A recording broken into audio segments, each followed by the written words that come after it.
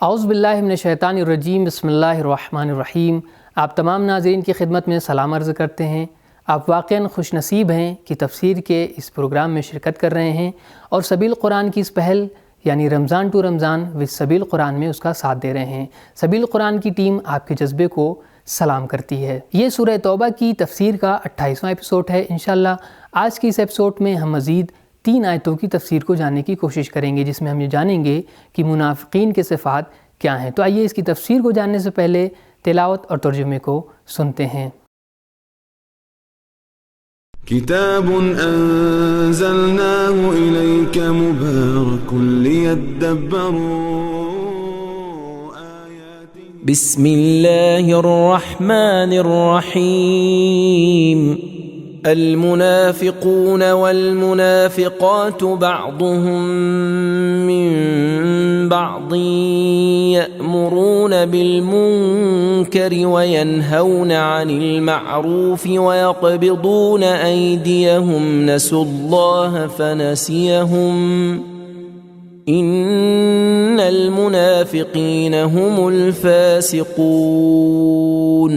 منافق مرد اور عورتیں ایک دوسرے سے ہیں، ایک ہی قوماش کے ہیں۔ یہ منکر برائی کا حکم دیتے ہیں اور معروف نیکی سے روکتے ہیں، اور اپنے ہاتھوں کو انفاق و بخشش سے بند رکھتے ہیں۔ انہوں نے خدا کو فراموش کر دیا ہے، اللہ نے بھی انہیں فراموش کر دیا ہے۔ اس میں کوئی شک نہیں کہ منافق ہی فاسق بدکار ہیں۔ ترجمے کے بعد اب آئیے نکات کی صورت میں یہ جانتے ہیں کہ منافقین کے اعمال کیا ہیں۔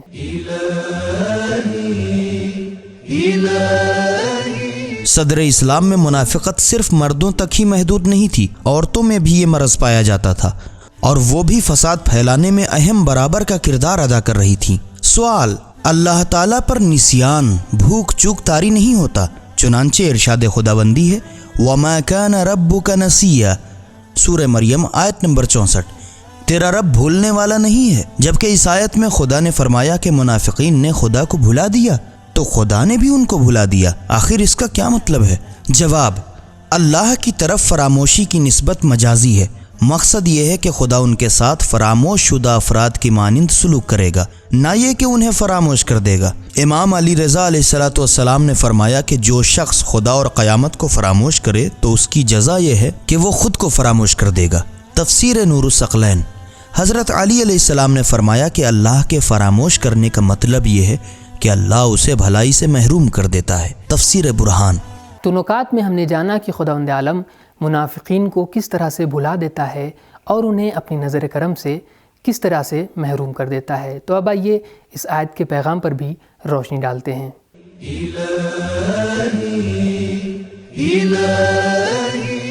معاشرے کی اصلاح اور مفاد میں مرد و عورت دونوں کا کردار ہوتا ہے۔ المنافقون والمنافقات۔ نمبر 2، کچھ منافق مرکزی کردار ادا کرتے ہیں اور کچھ ان سے متاثر ہوتے ہیں۔ بعضهم من بعض، نفاق کے کئی درجے ہیں۔ نمبر 3، اہل نفاق کے اگرچہ بہت سے درجے ہیں لیکن ان سب کا کردار مساوی ہوتا ہے۔ بعضهم من بعض۔ نمبر 4، منافقین اگرچہ قسمیں کھا کر یہ یقین کراتے ہیں کہ وہ تم میں سے ہیں لیکن ان پر اعتماد نہ کرو، وہ ایک دوسرے سے ہیں۔ بعضهم من بعض۔ نمبر 5، برائیوں کو فروغ دینا اور برائیوں کی دعوت اور بھلائیوں سے روکنا منافقت کی علامت ہے۔ یأمرون بالمنکر وینہون عن المعروف۔ نمبر 6، منافقین کا آپس میں گہرا ارتباط ہوتا ہے۔ بعضهم من بعض۔ نمبر 7، منافقین کی لغت میں خدا کی راہ میں خرچ کرنے کے الفاظ ہی سرے سے موجود نہیں ہوتے۔ یقبضون ایدیہم۔ نمبر 8، امر بالمعروف ونہی عن المنکر اور انفاق فی سبیل اللہ کو ترک کرنا خدا فراموشی کی دلیل ہے۔ نسوا اللہ۔ نمبر 9، اللہ کے کرم سے محرومی اور رحمت الہی سے فراموش شدہ ہونا خدا فراموشی کا نتیجہ ہے۔ فنسیہم۔ نمبر 10، اعمال اور ان کی جزا میں بڑی مناسبت پائی جاتی ہے۔ نسوا اللہ فنسیہم۔ نمبر 11، منافقین لوگوں کی رضامندی کے طالب ہوتے ہیں، نہ کہ خدا کی رضامندی کے۔ نسوا اللہ۔ نمبر 12، منافقت اور دوزخی فسق ہے۔ ہم الفاسقون۔ آیت نمبر 67 میں منافقین کے صفات سے آشنا ہونے کے بعد اب آئیے آیت نمبر 68 کی تفسیر کو جانتے ہیں۔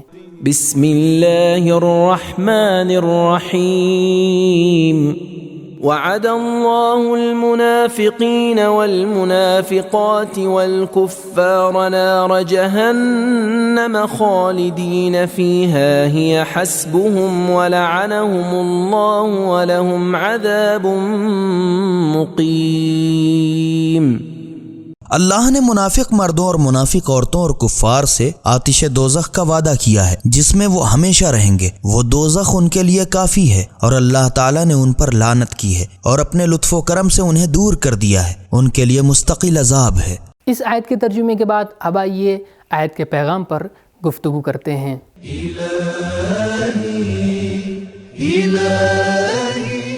نمبر 1، شرعیت کے احکام میں مرد و عورت دونوں برابر ہیں، المنافقین والمنافقات۔ نمبر 2، خدا کی طرف سے ملنے والی جزا و سزا ہمارے اپنے اعمال کا نتیجہ ہوتی ہے اور عمل اور اجزاء میں گہری مناسبت پائی جاتی ہے۔ اس سے قبل 65ویں آیت میں یہ بیان کیا گیا ہے کہ منافق مسلمانوں کا مذاق اڑاتے تھے۔ اس آیت میں اللہ نے وعدہ اور حسبہم کے الفاظ استعمال کیے ہیں جو کہ بظاہر بھلائی کے وعدوں اور تسلی بخش کفالت کے معنی میں استعمال ہوتے ہیں۔ اس طرح سے خدا نے منافقین کا ایک طرح سے مذاق اڑایا ہے اور ان کی تحقیر کی ہے۔ نمبر 3، دوزخ کے وعدے کی ابتدا منافقوں سے کی گئی، اس کے بعد کافروں کا ذکر کیا گیا، وعد اللہ المنافقین والمنافقات والکفار۔ نمبر 4، منافقین اس دنیا میں اگرچہ اپنے آپ کو اہل ایمان جماعت کا فرد بتلاتے نہیں تھکتے، لیکن قیامت کے دن وہ کفار کی جماعت میں شامل ہوں گے، المنافقین والکفار۔ نمبر 5، دوزخ ہر طرح کے رنج و عمل کا مرکز ہے، لہٰذا وہ منافقین اور کفار کی سزا کے لیے کافی ہے۔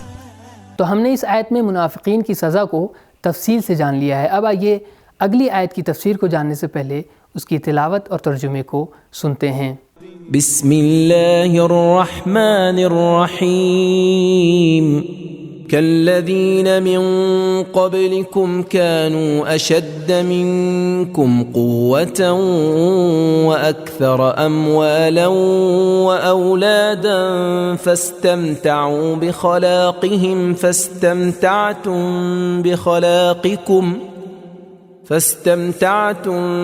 بخلاقكم كما استمتع الذين من قبلكم بخلاقهم وخضتم كالذي خاضوا أولئك حبطت أعمالهم في الدنيا والآخرة وأولئك هم الخاسرون۔ تم منافقین کا حال بھی ان لوگوں کی طرح سے ہے جو تم سے پہلے تھے، وہ تم سے زیادہ طاقتور اور اموال اور اولاد میں تم سے بڑھ کر تھے، انہوں نے اپنے حصے کے خوب مزے لوٹے، بس تم بھی اپنے حصے کے مزے اسی طرح لوٹ رہے ہو جس طرح تم سے پہلوں نے اپنے حصے کے مزے لوٹے، جس طرح وہ باطل بحثیں کرتے تھے تم بھی کرتے رہتے ہو۔ یہ وہ لوگ ہیں جن کے اعمال دنیا و آخرت میں برباد ہو گئے اور یہی نقصان اٹھانے والے ہیں۔ ترجمے کے بعد اب آئیے آیت کے نکات پر گفتگو کرتے ہیں۔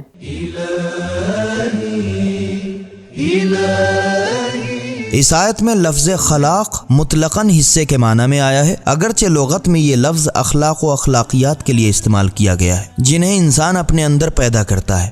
دنیا میں منافقین کے اعمال کا حبط ہو جانا شاید ان کے حقیقی چہرے کی نشاندہی کے لیے ہے، مقصد یہ ہے کہ ان کے اعمال کی کوئی قدر و قیمت نہیں ہے۔ لفظ خلاق کی وضاحت کے بعد اب آئیے اس آیت کے پیغام پر روشنی ڈالتے ہیں۔